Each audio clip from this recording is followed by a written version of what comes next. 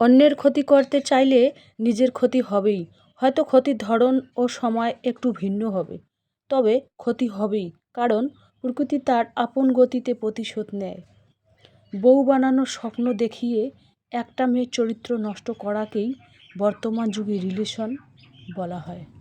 একটা সংসার তখনই টিকে থাকে যখন স্বামী স্ত্রীকে বোঝে আর স্ত্রী স্বামীকে বোঝে। হাজারো ঝগড়ার পরেও একটু পরেই সব কিছু ভুলে আবার এক হয়ে যায়।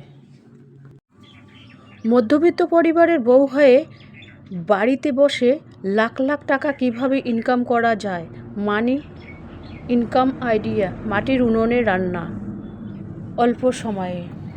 তো নতুন দিনে নতুন আরেকটি ব্লগ ভিডিও নিয়ে হাজির আমি আপনাদের মাঝে সাভানা, ভারতের ছোট্ট একটা গ্রাম শীতলকুচি জেলা থেকে বলছি। তো welcome back to my channel. আসসালামু আলাইকুম। তোমরা সবাই কেমন আছো?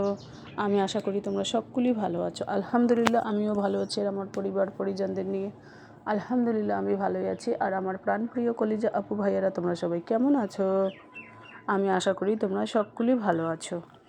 তো মধ্যবিত্ত পরিবারের বউ হয়ে বাড়িতে বসে লাখ লাখ টাকা কিভাবে ইনকাম করা যায়, মানি ইনকাম আইডিয়া, মাটির উনুনে রান্না। তো এই যে দেখতেই পাচ্ছেন যা ঠান্ডা পড়েছে, বাপরে বাপ কি কুয়াশা, কি বলবো। এটা হচ্ছে আর কি বিকাল টাইম, তো মানে মানে দুপুর থেকে আর কি লাইট নেই, তো ভাবলাম যে না, রান্নাটা আমি আজকে মাটির উনুনে করি যা ঠান্ডা পড়েছে হাত পাও সেকা হয়ে যাবে। তো সেই কারণে আর কি ভাত বসিয়ে দিয়েছি রাইস কুকারে অনেকক্ষণ আগেই, কিন্তু লাইট না হওয়ার কারণে ওই রাইস কুকার এখনও ওই রকমই মানে চাল ধুয়ে দিয়েছি ওই রকমই পড়ে আছে। তো যাই হোক, যদি আসে লাইট আসে 10-15 মিনিট দেখব, যদি না আসে তাহলে মাটির উনুনেই রান্না করতে হবে। তো এই যে দেখতেই পাচ্ছেন আজকে রান্না হবে কি বাঁধাকপি আলু দিয়ে একটু ঘন্ট, আর ল্যাটা মাছ পানি দিয়ে রেখেছিলাম, ল্যাটা মাছের ভর্তা করব ধনেপাতা দিয়ে, কাঁচা লঙ্কা ধনেপাতা দিয়ে ল্যাটা মাছের ভর্তা আর গরম গরম ভাত। তো এই যে দেখুন ল্যাটা মাছ 4টি নিয়েছি। তো এটা পুড়ে নেবো আর কি। পোড়া মাছের ভর্তা দারুণ টেস্টি লাগে, দারুণ মজা। তো এখন তো ঠান্ডা দিন, একবেলা আধবেলা তো ওই এপাশ ওপাশ থেকে কুড়িয়ে কাড়িয়ে রান্না করাটাই বেটার।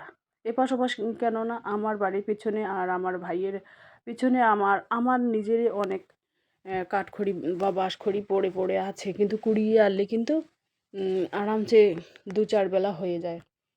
তো এরকম বুদ্ধি খাটাতে হবে, বুদ্ধি না খাটাতে পারলে কিন্তু সংসারে 1 টাকাও সেভ করতে পারবো না আমরা।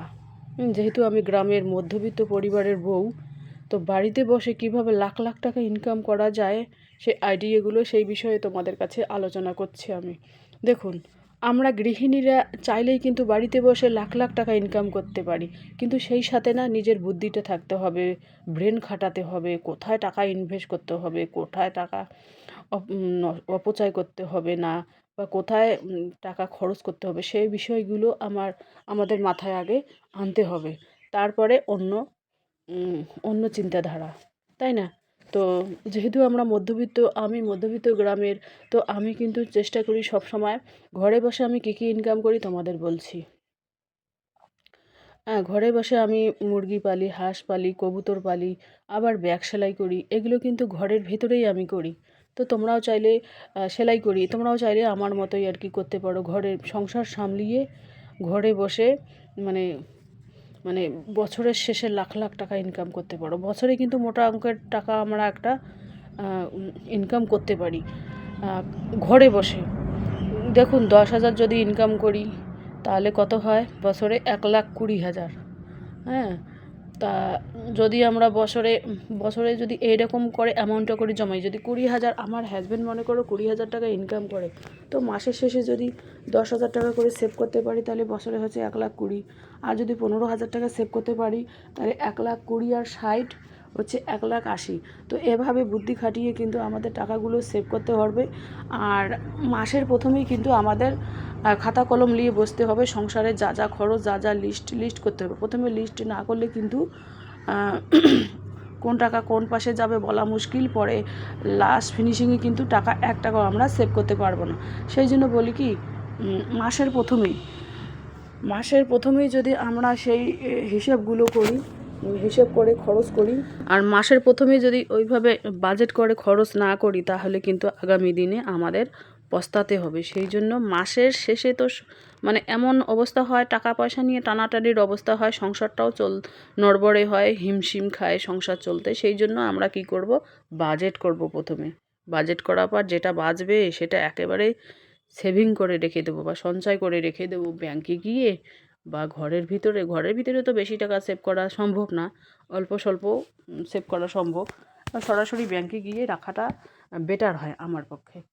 তো যাই হোক, কারো হাজব্যান্ডের 30,000 ইনকাম, 40,000, 30,000 40,000 এইগুলো কিন্তু মধ্যবিত্ত পরিবারের মধ্যে পড়ে। আর যারা মানে ধনী ব্যক্তি তাদের তো 50,000 60,000 এইগুলো তাদের মামুলি ব্যাপার। যাদের আয় বেশি তাদের ব্যয়ও বেশি, যাদের আয় কম তাদের ব্যয়ও কম। সেই জন্য আমাদের চিন্তা ধারণাগুলো করতে হবে মানে সীমিত খরচ করার জন্য।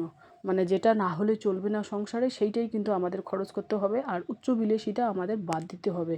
উচ্চ বিলাসিতা কারা করে? যাদের টাকা রাখার কোনো জায়গা নেই, মাসে 50-60,000 ইনকাম করে, তারা যদি 20,000 টাকা 25,000 টাকা যদি মাসে উড়িয়ে ফুরিয়ে দেয় তাদেরটা ঠিক আছে। কিন্তু আমরা যদি 20,000 বা 30,000 ইনকাম করি তাহলে তো 20,000 15,000 টাকা খরচ করার কোনো প্রশ্নই ওঠে না। তখন আমরা 1,000 500 হাজার টাকা খরচ করার জন্য আমরা 7 বার চিন্তা করব বা 10 বার চিন্তা করব যে এই টাকাটা খরচ করব এই রে, মাসের শেষে না টানাটানি বা সংসারে টানাটানি হয়ে পড়ে। এরকম চিন্তা ধারণা আমাদের চলতে থাকে মাথায়। তো সেই কারণে তোমরাও চাইলে, আমি যেমন অল্প হোক স্বল্প হোক টাকা সেভ করি আর কি। সেভ বলতে কি, সংসারের জন্য সেভ করে থাকি আর কি। প্রত্যেকটা গৃহিণী চায় যে আমার সংসারে কিছু হলো টাকার সঞ্চয় হোক, যাতে ছেলেমেয়ের ভবিষ্যৎ ভালো করে গড়ে ওঠে, মানে ওরা যাতে মাথা উঁচু করে বাঁচতে পারে, সেটাই কিন্তু আমরা চেষ্টা করে থাকি। কিন্তু আজকালকার ছেলেমেয়েরা সেটা বোঝে না। 10 টাকা হলে 10 টাকাই খরচ করে ফেলে, 20 টাকা হলে 20 টাকাই খরচ করে ফেলে। কিন্তু আমরা হচ্ছি বাবা মা, ওদের যদি একটু না বোঝাই সঞ্চয় কীভাবে করতে হয়, সেভ কীভাবে করতে হয়, তাহলে কিন্তু ওরা কোনো দিনও বুঝবে না। এটাই হচ্ছে বাস্তবতা। তো সেই জন্য আমি কি বলি, তোমরাও চাইলে আমার মতো করে মানে কিছু সেভ করতে পারো। কারণ আমরা প্রত্যেকটা মেয়েরই কিন্তু সবারই একটা করে স্বপ্ন থাকে যে আমি একটা ঘরের ওয়ারড্রোব কিনবো, একটা আলমারি কিনবো, বা একটা খাট কিনবো, বক্স খাট কিনবো, বা একটা ভালো একটা দামি একটা সেন্টার টেবিল কিনবো, বা একটা ফ্রিজ কিনবো, বা একটা মানে সোফা কিনবো। এইগুলো একটা করে প্রত্যেকটা গৃহিণীরই কিন্তু থাকে শখ। কোনো দিনও প্রত্যেকটা গৃহিণীর ঘর সাজানোর পক্ষে কিন্তু এক্কেবারে পটু। আমরা চাই যে ঘরটা কিভাবে সাজালে কোন মেহমানকে ভালো লাগবে, কোন জিনিসটা কোন পাশে রাখলে ঘরটার সৌন্দর্য বাড়বে, রুমটার সৌন্দর্য বাড়বে, এইগুলো কিন্তু আমরা সব সময় চিন্তাধারা করে থাকি। কিন্তু না, এইগুলো চিন্তাধারা যদি আমরা ঠিক আছে, আমাদের টার্গেট আছে যে না আমি একটা গোল্ড কিনবো, সোনার একটা গোল্ড কিনবো, তাহলে সেই চিন্তা ধারণা করতে হবে, কিছু সঞ্চয় করতে হবে। একবারে কিন্তু আমরা যেহেতু চাকরি করি না, সেই একবারে মোটা টাকাটা কোথায় পাবো? সেই জন্য আমরা একটু একটু করে যদি সঞ্চয় করি, তাহলে সঞ্চয়ের টাকা দিয়ে কিন্তু আমরা মাসের শেষে মানে এই মোটা ধরনের জিনিস কেনার পরও কিন্তু কিছু টাকা বেঁচে যাবে। সেই টাকাটা আবার আমরা আর কি সেভ করব বা সঞ্চয় করব। তো যাই হোক, আমার প্রত্যেকটা ব্লগ তোমাদের কেমন লাগে আমি জানি না। তো আমার ব্লগের কোনো না কোনো অংশে তোমাদের ভালো লাগলে সাবস্ক্রাইব করে পাশে থাকবেন। তো এই যে দেখতেই পাচ্ছেন আমি মাছটা কেটে নিচ্ছি আর কি। মাছ এইভাবে কেটে নিলে, পুড়ে নিলে তারপরে ছাই ভরবে, তো তখন একটু পানি দিয়ে ধুয়ে তারপরে কাঁচা লঙ্কা, পেঁয়াজ, ধনেপাতা, লবণ দিয়ে একেবারে ভর্তা বানাবো। মানে থালির মধ্যে হাত দিয়ে তো করা যাবে না, হাতে কাঁটা বেঁধে যাবে। তো এই যে দেখুন, এখানে মাছটা তোমাদের জাস্ট একটু একবার ধুয়ে দেখালাম। এই মাছগুলো কিন্তু আমি অফ ক্যামেরায় কলতলায় নিয়ে গিয়ে ভালোভাবে ধুয়ে তারপরে পুড়বো আর কি, পুড়ে ভর্তা বানাবো। এই দেখুন ধুচ্ছি তোমাদের দেখানোর জন্য জাস্ট। তো যাই হোক, এভাবে একবেলা আধবেলা যদি আমি মাটির উনুনে রান্না করি তাহলে কিছু টাকা হলেও সেভ থাকবে, আবার শরীরটাও একটু তাপানো যাবে। এটাই হচ্ছে মেন কথা। কাদের বাড়িতে যাব মানে আগুন তাপানোর জন্য হাতে। এই যে দেখুন টাকা, এইভাবে তোমরাও চাইলে আমার মতো করে টাকা সেভ করতে পারো। তো আজকে আমি 100 টাকা সেভ করবো আর কি। আমি 50 টাকা, 100 টাকা, 200 টাকা এরকম করে প্রত্যেক দিনই সেভ করি। যেদিন যেরকম হয় সেদিন সেরকমই সেভ করার চেষ্টা করি। কারণ এভাবে সেভ করলে না এখানে কিন্তু হ্যাঁ প্লাস্টিকের ভাতটা আমার ভর্তি হয়ে গেছে 2-3 মাস থেকে। প্রথমে তো আমি অত আইডিয়া ছিল না, প্রথমে 10 টাকা 20 টাকা 5 টাকা করে ফেলেছি, তাড়াতাড়ি ভর্তি হয়ে গেছে। সেই জন্য এখন থেকে 50 টাকা 100 টাকা 200 টাকা এরকম করে ফেলবো। যেদিন কম হবে সেদিন 50 টাকা ফেলবো, 50 টাকা ফেললে তো মাসে 2000, 100 টাকা ফেললে মাসে 3000। তো এরকম চিন্তাধারা করে কিন্তু আমাদের টাকাটাকে সেভ করতে হবে। তো মুরগিদের এক ঝলক তোমাদের না দেখালেই নয়। একটা মুরগি দেখুন কোথায় চড়েছে।